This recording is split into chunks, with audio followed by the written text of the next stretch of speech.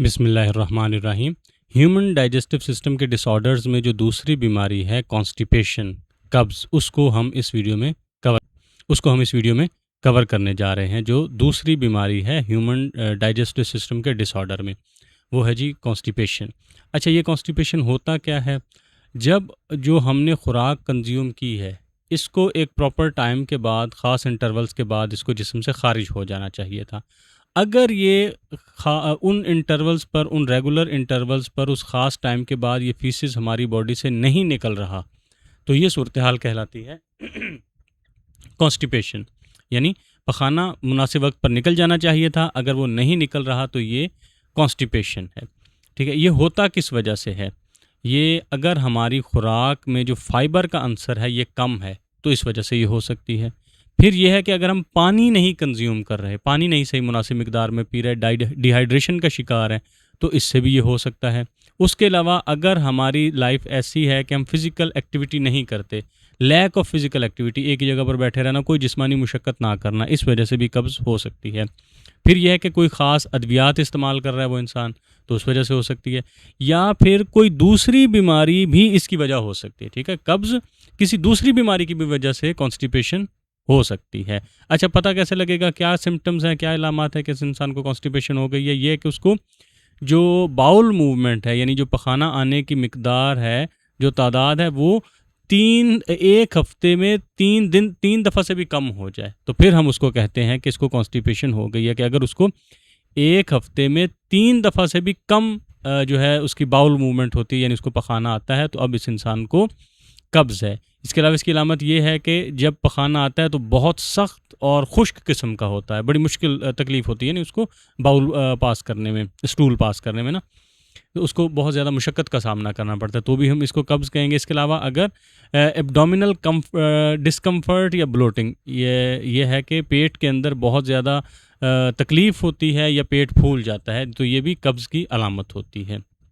अब यह है कि इसका इलाज कैसे करना है और इससे बचना कैसे है। इसका इलाज और बचाव तकरीबन एक जैसा ही है कि हमने जो फाइबर वाली डाइट है उसका ज़्यादा से ज़्यादा इस्तेमाल करना है। ठीक है, हमने ऐसी खुराक को इस्तेमाल करना है जिसमें फ़ाइबर की मिकदार ज़्यादा हो, यानी ये सैलड्स वगैरह। फिर यह कि पानी जो है इसका हमने बहुत ज़्यादा इस्तेमाल करना है, ड्रिंकिंग प्लेंटी ऑफ वाटर, कसरत से पानी का इस्तेमाल, इससे भी बचा जा सकता है और इलाज भी यही है। यह है कि हम रेगुलर एक्सरसाइज को अपनी ज़िंदगी का हिस्सा बनाएं, तो फिर हम कब्ज़ से बच सकते हैं। उसके अलावा डॉक्टर से मशवरा करके जो मेडिसिन वो प्रिस्क्राइब करें, उन मेडिसिन का इस्तेमाल करके भी हम, तो डॉक्टर की तजवीज़ करदा जो अद्वियात हैं उनका इस्तेमाल करके भी हम कब्ज़ से बच सकते हैं। तो अब हम चले जाते हैं अपनी रीडिंग की जानिब। जी, यहाँ पे है हमारी रीडिंग। कॉन्स्टिपेशन क्या है जी? Constipation is a condition in which faeces are not eliminated from the body at regular intervals. Constipation दरअसल वो सूरत हाल है जिसमें मुनासिब वक्फ़ों के बाद पखाना जिस्म से बाहर खारिज नहीं होता। ये इबारत हमारे उर्दू मीडियम वाले बच्चों के लिए हो जाएगी। साइंस एंड सिम्टम्स, इलामात, इनफ्रीक्वेंट और डिफ़िकल्ट बाउल मूवमेंट्स, बहुत कम मिकदार में और बहुत मुश्किल से पखाना आना, यानी कि less than 3 times a week, यानी हफ्ते में 3 दफ़ा से भी कम पखाना आना।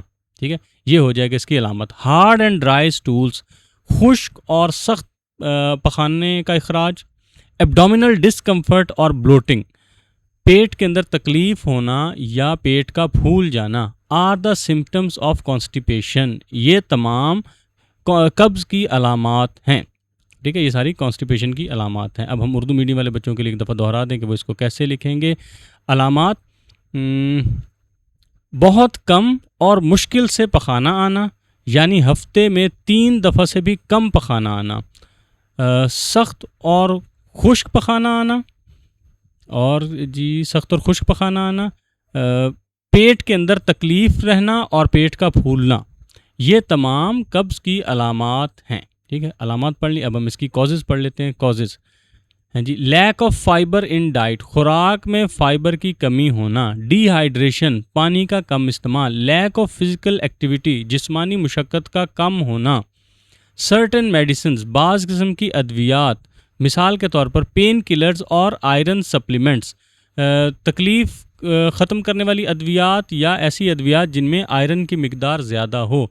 अदर डिजीज़ दूसरी बीमारियां, फॉर एग्जांपल डायबिटीज़ जैसा कि शुगर होना, are the causes of constipation, ये तमाम कब्ज़ की वजूहात हैं। ठीक है, अब उर्दू मीडियम वाले बच्चों के लिए एक दफ़ा दोबारा दोहरा दें, समझ तो हमने लिया है कि बात क्या हुई है।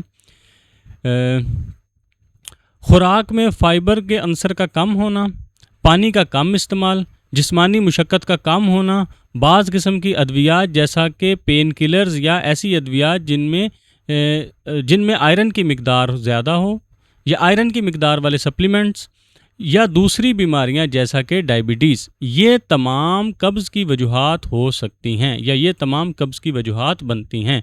खुराक में फ़ाइबर का कम होना, पानी का कम होना, जिस्मानी मुशक्क़त का कम होना, दूसरी अद्वियात जैसा कि पेन किलर्स या आयरन सप्लीमेंट्स, या दूसरी बीमारियां जैसा कि डायबिटीज़ या शुगर, ये तमाम कब्ज़ की वजूहात होती हैं। अब आगे आ जाएगा जी इसका इलाज, treatment. Increasing fibre intake, fibre का इस्तेमाल बढ़ाना, खुराक में फ़ाइबर का अंसर को शामिल करना, फ्रूट्स, वेजिटेबल्स, होल ग्रेन्स यानी जो साबुत दालें हैं, फ्रूट्स, और उसके अलावा सब्ज़ियाँ, फल और सब्ज़ियाँ, इनका इस्तेमाल करना, ड्रिंकिंग प्लेंटी ऑफ वाटर, कसरत से पानी पीना, रेगुलर एक्सरसाइज, बाकायदगी से वर्जिश करना, use medicines as prescribed by the doctor, doctor की जानिब से तजवीज़ करदा अद्वियात का इस्तेमाल, एंड ट्रीटमेंट्स ऑफ कॉन्स्टिपेशन, और कॉन्स्टिपेशन का इलाज करवाना, ये सारे इसके इलाज होते हैं। Are the treatments of constipation, ये तमाम कॉन्स्टिपेशन के इलाज हैं। तो कौन कौन सा आ गया जी हमारे पास? उर्दू मीडियम वाले बच्चों के लिए इबारत दोहरा दें।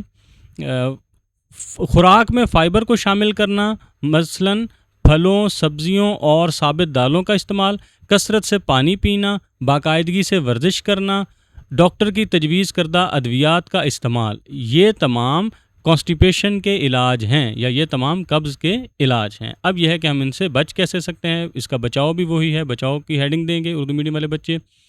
Eating a high fibre diet, ऐसी खुराक खाना जिसमें फ़ाइबर का अंसर ज़्यादा मौजूद हो। ड्रिंकिंग प्लेंटी ऑफ फ्लूइड्स, कसरत से मायाजात का इस्तेमाल, कैन प्रिवेंट कॉन्स्टिपेशन, ये हमें कब्ज़ से बचा सकता है। ऐसी खुराक का इस्तेमाल जिसमें फ़ाइबर का अंसर ज़्यादा हो, कसरत से मायाजात का इस्तेमाल हमें कब्ज़ से बचा सकता है। तो अब हम इसको एक दफ़ा सारे को सम अप कर लेते हैं कि क्या है जी कॉन्स्टिपेशन वो सूरत हाल है जिसमें जिस्म से पखाने का मुनासिब वक्फ़ों के बाद इखराज नहीं होता। इसकी अलामात क्या हैं? अलामात ये हैं कि जी पूरे हफ्ते में 3 दिन से कम पेशाब आता है, पखाना यानी खारिज होता है, और अगर होता है तो वो बहुत तकलीफ़ के साथ होता है, सख्त होता है, खुश्क होता है, और इसके अलावा पेट फूल जाता है, ये पेट के अंदर तकलीफ़ रहती है। ये सारी जो हैं ये कब्ज़ की अलामात हैं। इसका वजह क्या हो सकती है कि अगर हमारी खुराक में फ़ाइबर का अंसर कम है, या हम पानी कम पीते हैं, या हम जिस्मानी हिलजुल हमारी कम है, या हम ख़ास किस्म के अद्वियात इस्तेमाल करते हैं, या कोई और दूसरी बीमारी है, तो इस वजह से ये सारी वजूहात हो सकती हैं कब्ज़ की। इसका इलाज ये है कि जिस खुराक में फ़ाइबर की मिकदार को बढ़ाना है, पानी कसरत से पीना है, प्रॉपर एक्सरसाइज करनी है, डॉक्टर साहब अगर कोई मेडिसिन रिकमेंड करें तो वो जो प्रेस्क्राइब मेडिसिन करें, उन मेडिसिन को हमने बाकायदगी से लेना है। तो इस सारे तरीके से हम इसका इलाज कर सकते हैं। और अगर इससे हम एडवांस बचना चाहते हैं तो पहले से ही हम अपनी खुराक में जो है फ़ाइबर का अंसर को शामिल करें और पानी का कसरत से इस्तेमाल करें, तो हम कॉन्स्टिपेशन से महफूज रह सकते हैं।